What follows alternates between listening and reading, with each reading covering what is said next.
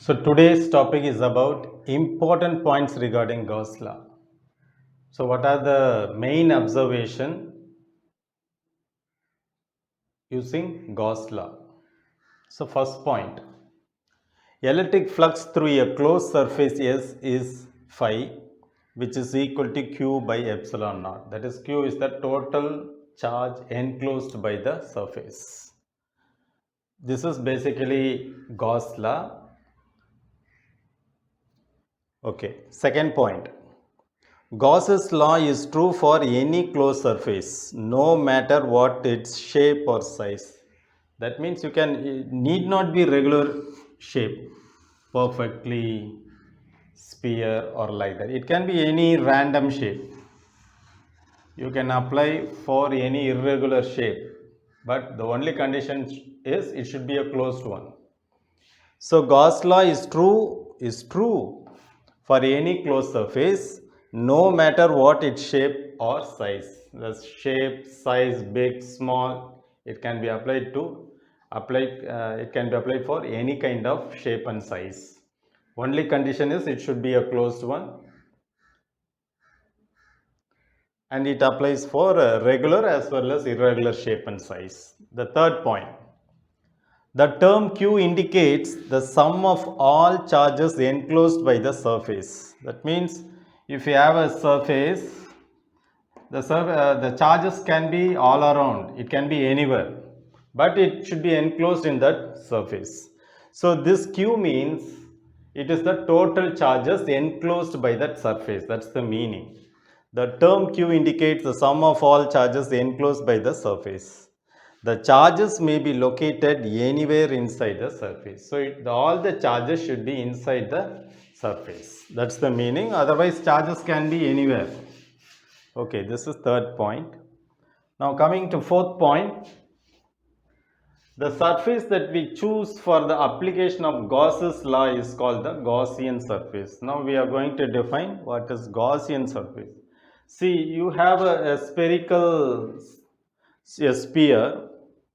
Now if you consider a surface outside that sphere, that imaginary part is Gaussian surface. This can be outside the sphere, on the sphere, and inside the sphere. So the Gaussian surface that we are going to consider can be anywhere. Okay.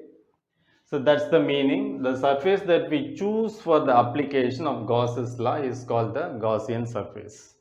Next, fifth point.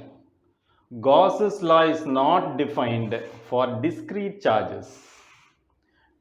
So it is applied only for continuous charges, not for discrete charges.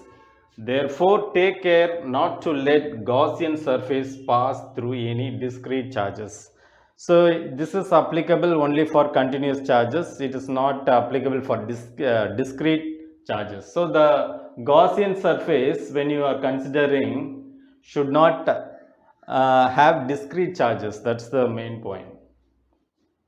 Now, sixth point, Gauss's law is very useful to find electrostatic field when the system has some symmetry. That means even though Gauss law can be applied for any irregular shape and size, but if you have some symmetry, then the application of Gauss law is very easy, and we can get the results easily.